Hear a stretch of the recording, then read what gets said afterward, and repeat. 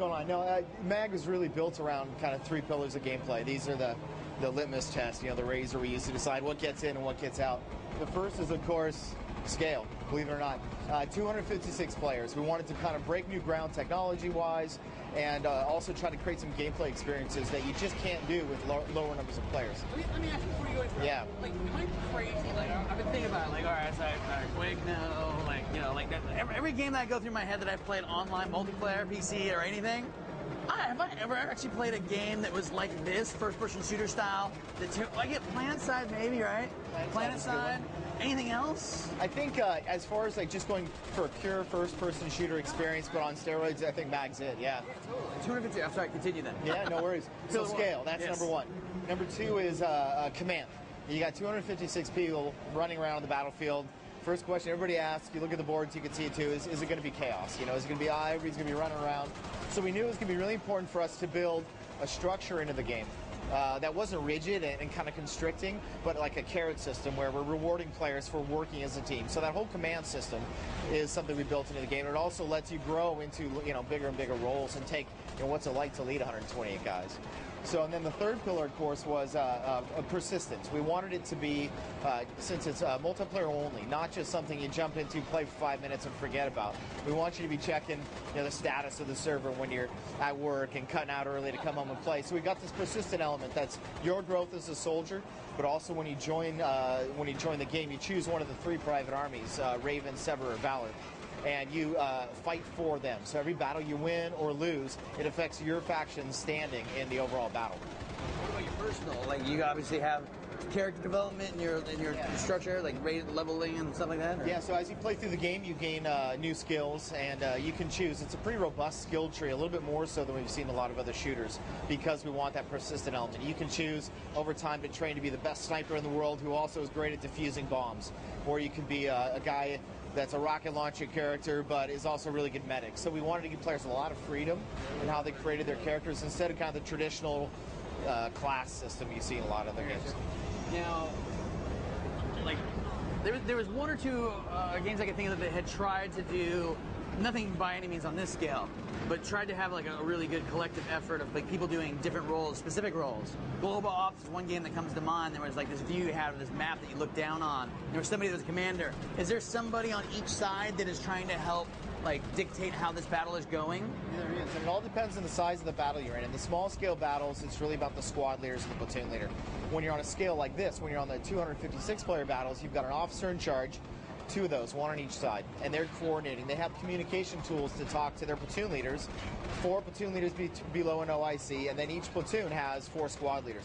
Just like the real military, by kind of disseminating that information through a chain of command, it makes it all much more digestible.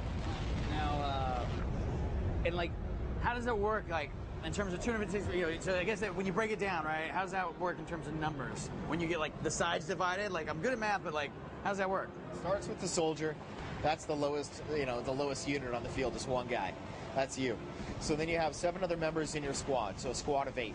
And there are 4 squads in each platoon, and then 4 platoons in an entire company on the whole side. So it's very, reminiscent to traditional military that everybody around the world uses because it works. Sure. So. Tons of weapons in the game, tons of vehicles, tons of locations. Please. Yes, we actually have. We didn't shoot to have the most maps in the game. We shot to have the biggest and the most flexible.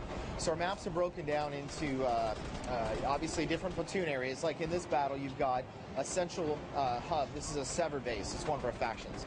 The center of that map is the objective. It's a fuel refinery that you're trying to attack and blow up.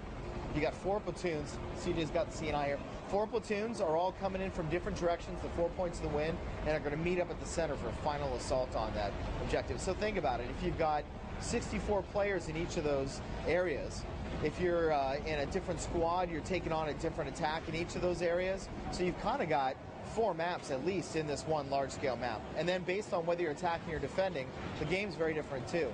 All the attackers come in with mobile assets, helicopters, airborne strike vehicles, and the defenders all have fixed emplacements like mortar batteries and sensor networks, kind of stuff that's embedded into the world. So if you're defending, you're going to bring a different loadout to the battle. You're going to have different tactics, different strategies, and have a really different experience. So lots and lots of replayability. And then on top of that, I can't stop going here. On top of that, you got commanders, and based on whether my squad leader says, right, everybody's going to work up the left flank this time, or the right, or right at the center, that right there is 3 different gameplay experiences. So lots of flexibility. Yeah, that's just unbelievable. Like, I feel like with everything that you've told me and everything that I'm seeing right now, I've still only seen like a fraction of everything that there is. You have. One question I definitely have is like, what about environmental damage? Everybody's descending on this building and they're going to blow it up or whatever. Yep. Number one, am I going to see that graphically, you know, that structure, am I going to see it get wiped out, blown up? And then two, is that like also represented on the map as being like destroyed or demolished? It is. So we talked about early on, okay, we're going to go for fully destructible environments. And there's a lot of cool things about that, but it's also, there's some downsides as well as far as just communicating gameplay. In a game of this size, with this many players, we didn't want a new player to come in and go, ah, shoot, what do I blow up?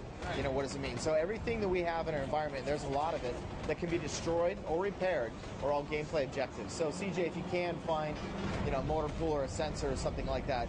So he's moving forward here towards one of the destructible objects in the environment, which is a sensor network.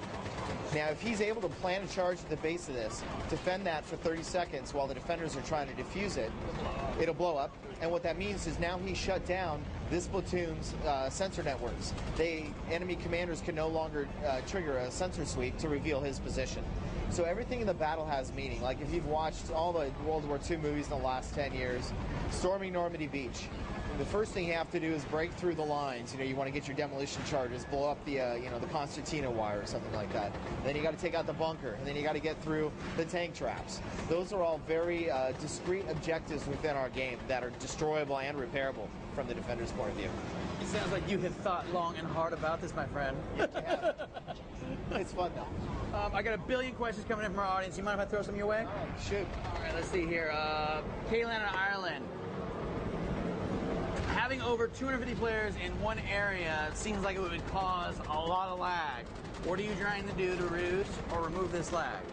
So there are a couple of things. Obviously you're watching the game, you can see it's pretty smooth running. There's been a lot of work from the beginning of this game. That was going to be a pillar, was 256. So we have a really strong networking team. Our server teams are great. And they built, first and foremost, the network technology and the server sets to support this game before we even could fire a weapon. And so they've done a lot of work on the network side to make sure that the information you're getting as a player is the stuff that's relevant to what's going on around you. So, if the 256 guy away from you that's shooting is not nearly as important as the guy right next to you. So you're going to get the most updates for the guy sitting right next to you. So it probably works the same way with like the Bluetooth headset, right? You hear the guys that are near you, or can you hear pretty much anybody you designate? Well, the way that the communications work is you automatically, whenever you join a game, are matched into a squad, even if you don't have any friends. We want to throw you in with somebody who can back you up. You're always able to communicate with that squad. And then as you go up the leadership levels, squad leaders can talk to all the squad leaders in their platoon. Platoon leaders can talk to all the platoon leaders and the company commanders. So again, just like a chain of command in the Army, your lowest guy on the ground who just started playing the game isn't going to hear 2nd platoon, 4th platoon, we need to coincide and go do this and do that. Too much information. So he's going to hear what the 8 guys around him are doing and what his objective is. And as he goes up in ranks, he'll start to, kind of peel back the layers of the onion and see the rest of what's going on. That's super slick. It seems like it'd be a hard balance to strike to try to dump somebody into the game with everything already going, but to try to walk them along. But it sounds like you guys thought of a good way to do it. Trying to do. I mean, again, everybody's asked, nobody's going to work as a team. Well, first of all, all of our play tests, we're seeing people working to a team, even new guys to the game. But from the beginning, the goal was not to force people to work as a team. It was make it fun for one guy dropping in and just doing his own thing. And then, we've added lots of incentives and tools and carrots for players to, as they play, to realize working as a team is the way to go. This is a good question. Cameron Napolitano out of Brockton wants to know who exactly you play with, CJ? Who are you playing with? From back up at Zipper right now. Yeah. And then along with the FPQA guys and